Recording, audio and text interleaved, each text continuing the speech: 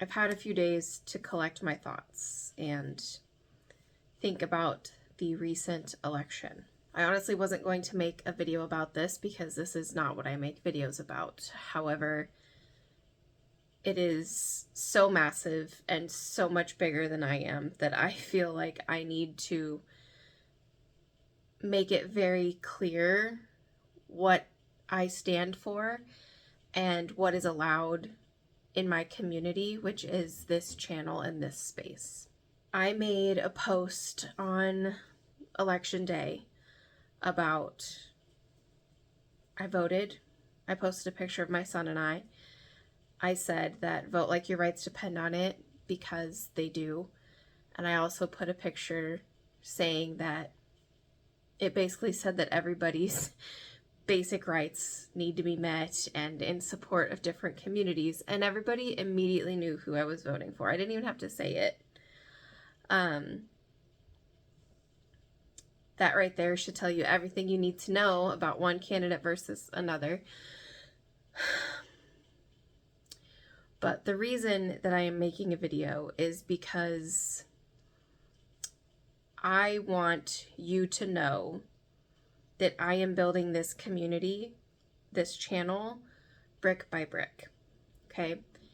And I lost 50, 60 subscribers from that, which isn't a lot. I actually expected more, but there was still 50 or 60 people on here who thought that I was a safe space for them. I recently heard that it was a quote from somebody that said that a safe space for everyone is a safe space for no one. And it clicked. It made so much sense to me. You cannot hold a space, a safe space for every single person, when you have one person in this corner saying that somebody does not have a right to their basic human rights because of who they love. And then I have somebody in this corner who is of the LGBTQ plus community. I can't tell both of these people that they are safe here because one of you is not. So on this channel, I hold a safe space for people who don't have a voice, for the LGBTQ plus community. I hold a safe space for people of color, especially women of color. I went to an extremely diverse high school. I had friends from all over the world. I had friends of all different colors, and I am so grateful that I had that experience. But my privilege and my duty as a white female is to fight for them in spaces that they can't fight and have their back in spaces where they're not allowed. So I will always hold a safe space for those women or people of color. If you have been following me for a while, I'm sure you've seen that I go to pride parades. I've only started that in the last, I think, like 3 or 4 years. Not because I wasn't accepting prior to, it's just we started going. So if it's a surprise to you that I support the LGBTQ plus community, then that's my bad for not showing you who I am. I don't think I should have to say this out loud, but trans people deserve their rights because they are human. That's a wild concept, isn't it? And I think that if people love somebody, that they should be able to get to marry that person and be with that person. I don't care what their gender is. And they should be able to adopt kids and have kids. This is all mind-blowing stuff, very radical, right? I believe that if somebody comes into this country and they are seeking a better life for themselves, that they should be able to do that. Again, I have been around many people who are immigrants, documented, undocumented, and they work harder than anybody. They are people. They have families. They have loved ones. And I love many of them. I will not hold a safe space for people who harbor hate and think people don't deserve basic human rights because of who they love or because they don't feel comfortable in their own body and they want to change their own body. I believe that it is a woman's right to choose what happens to her body. Nobody else is, not the governments, not the states, not even her partner. It is her choice and hers alone. Nobody should get in the way of that. As an American, I feel disgusted and betrayed and honestly right now a little bit hopeless, because I tried to protect all of my loved ones because I have so many people in my life that fall under all these categories. I am a straight white female who doesn't want more kids.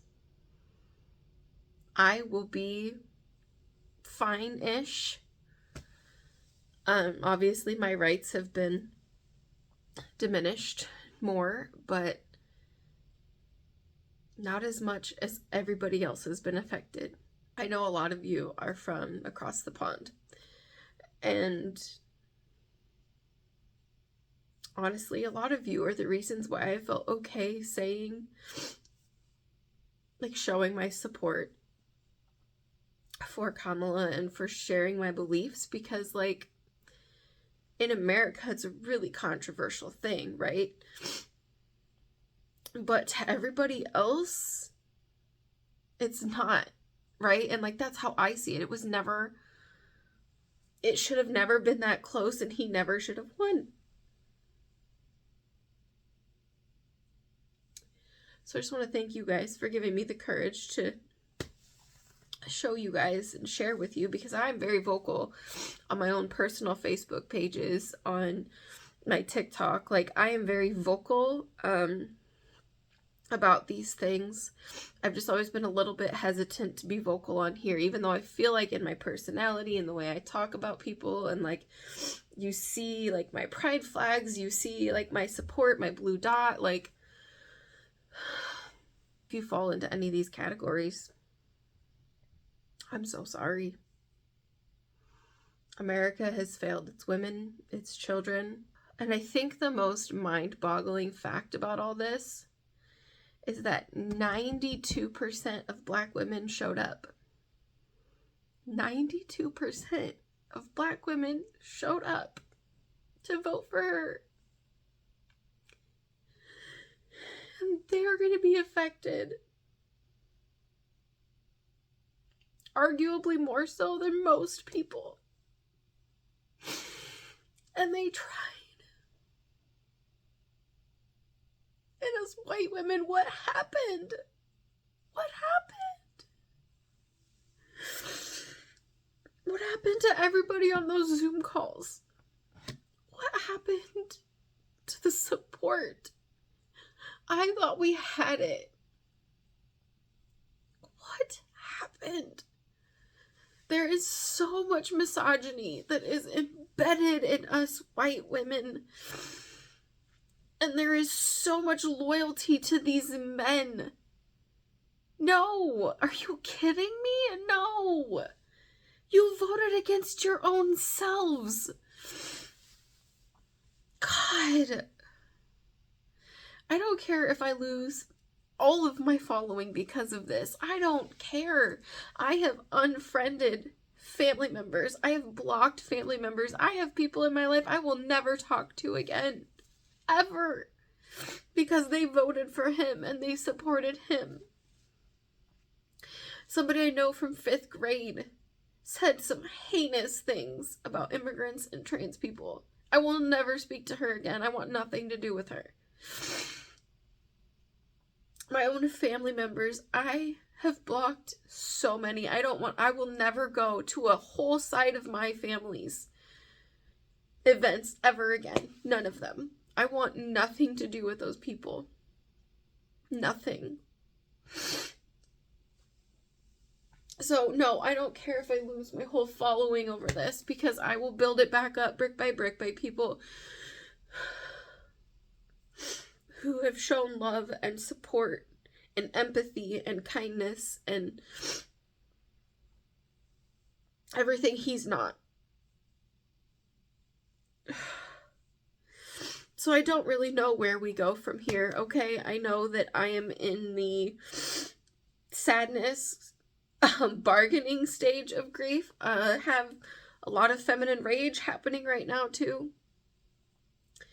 But I do know that I have seen some amazing things start to happen already surrounding this. But I am just pissed and scared and sad and disappointed. And I go out in public and I can't even like look people in the face because I feel a lot of hate right now in my heart, and I don't want that to be the case, but I just don't know who to trust. I don't know anything, and I hate it. I hope this video wasn't too rambly, but if you've made it this far, thank you so much for being here. I am just mind boggled. Thank you all so much for your support. Those of you who have shown support and kindness and love, and thank you to those of you who voted for Kamala. We tried. It would have been really cool, huh? While the world is burning, I will still be over here decluttering and doing my thing in the house, no worries.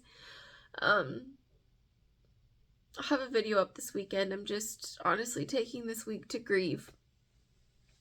So it'll be up sometime this weekend. It's a long one. I did a lot on this living room. It looks really good. But yeah, I love you guys. And I'll see you guys in the next one.